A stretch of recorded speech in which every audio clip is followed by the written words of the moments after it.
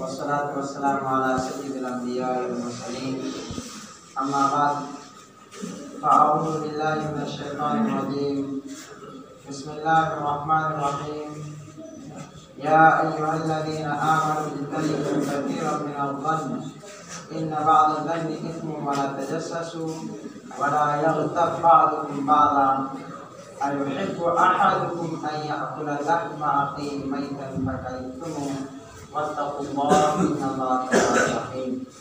सदक़ल्लाहुल अज़ीम। व क़ाल नबी सल्लल्लाहु अलैहि वसल्लम हुस्नुल ज़न्नि मिन हुस्निल इबादा औ कमा क़ाल अलैहि सलातु वस्सलाम। मेरे मोहतरम बुजुर्गों और दोस्तों,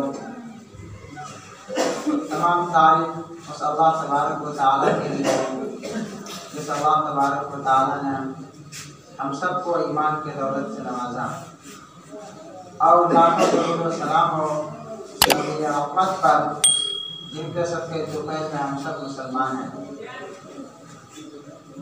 इससे पहले जुमा में बात हुई थी इस्लाह माशरा के मुताबिक, यानी एक समाज में मिलजुल के इंसानों को किस तरीके से रहना चाहिए और हमारा समाज, हमारा माशरा और इंसानियत किस तरीके से आराम और सुकून से ज़िंदगी गुजार सके।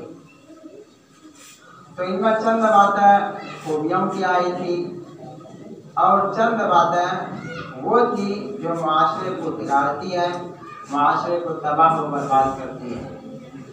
उनमें से एक बात ये थी कि वालिदैन का एहतराम किया जाए, वालिदैन के साथ अच्छा मामला किया जाए। और जिस मौजू पर मुझे आज बात करनी है वो है किसी के मुतालिक गुमान करना और सोचना। पहली बात यह कि अल्लाह तबारक व तआला ने इंसानों को कुछ ऐसी नियामतें अता की है जिनको इंसान बहुत ही बेहतरीन चीज़ों में भी इस्तेमाल कर सकता है और बहुत ही गलत चीज़ों में भी इस्तेमाल कर सकता है। उन नियामतों में से एक नियामत सोच है, जिसको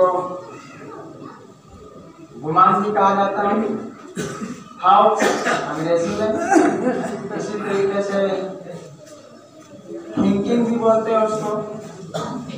तो ये गुमान और थॉट और थिंकिंग ऐसी चीज है, इसको आदमी सेकंड में, एक लम्हे में कहां से कहां पहुंचा देता है। मसला, मैं अभी गुमान कर रहा हूँ, सोच रहा हूँ दिल में कि मैं जन्नत पे पहुंच गया, और फौरन सोच सकता हूँ कि जहन्नम पे पहुंच गया। फौरन आप पूरी दुनिया का सैर कर सकते हो और सैर करके यहाँ आ सकते हो। तो ये कितनी बड़ी नियामत है। इंसान करता वही है जो सोचता है। अगर आपने सोचे बगैर कोई काम किया तो समझ लीजिए ये दीवानों का काम है। यही वजह है ना, पागल जो काम करते हैं तो सोचे समझे कर रहा है, इसको करना चाहिए। लेकिन एक होशमंद आदमी जो सोचता है, गौर फिक्र करता है, वो अच्छा काम करता है, ऐसा काम करता है जिससे समाज को, माशरा को फायदा हो। तो अल्लाह तबारक व तआला की ये सोच एक बहुत बड़ी नियामत है, इतनी बड़ी नियामत है, इतनी बड़ी नियामत है। अल्लाह तबारक व तआला कुरान में इरशाद फरमाते हैं, या अय्युहल्लज़ीना आमनू इज्तनिबू, ईमान वालों बहुत सारे सोचों से बचा करो। सोचो ऐसा जो बेहतर हो, भलाई के लिए हो, बुराई के लिए ना हो। क्यों?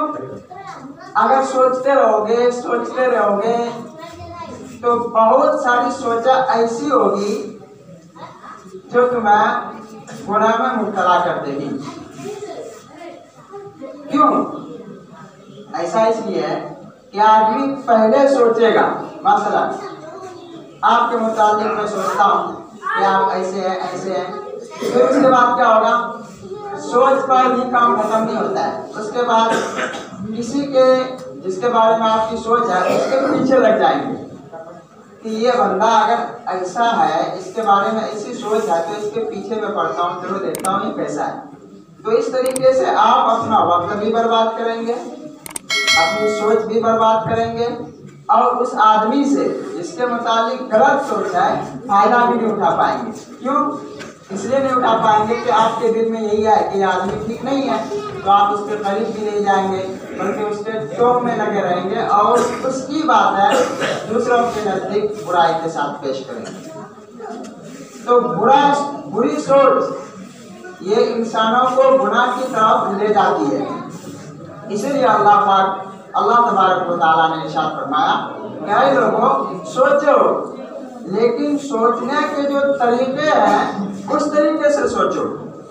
अब देखिए इस्लाम क्या क्या बेहतरीन निज़ाम है, क्या बेहतरीन अंदाज है कहने का कि मालूम है अल्लाह तबारक व तआला को अगर हम सोचना बंद करवा देंगे तो आदमी तो अपाहिज हो जाएगा, सोच के बगैर कोई काम नहीं कर पाएगा।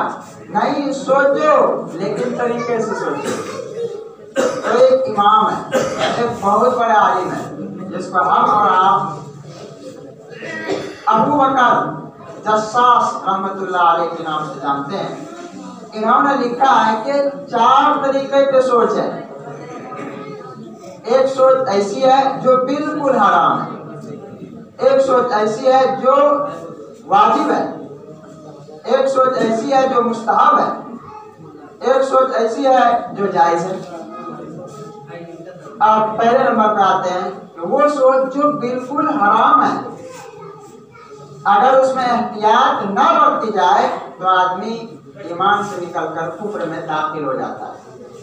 मसलन अल्लाह तबारक व तआला ने किसी को कोई परेशानी दे दी, अब वो बंदा सोचता है यार अल्लाह को मुझे ही सुझाए परेशानी देने के लिए, मैं जा रहा था एक्सीडेंट हो गया, अल्लाह को मुझे ही सुझा एक्सीडेंट करने के लिए, या कोई गिर गया, तो कोई ऐसी बात वो कह देता है या अपने मन में सोचने लगता है कि नहीं मैं हक पे था, मेरे साथ बुराई हो रही है, मेरे साथ भलाई नहीं हो रही है, मैं दुआ कर रहा हूँ लेकिन अल्लाह कबूल नहीं कर रहे, मेरे साथ बुरा कर रहे।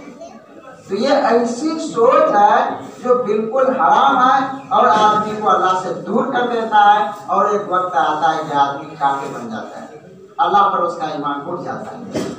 तो इसीलिए फरमाया है कि ऐसी सोच और ऐसी बातें जो कुफ्र तक पहुंचाती है उससे बचना बहुत ही जरूरी है, और ऐसा सोचना हराम है।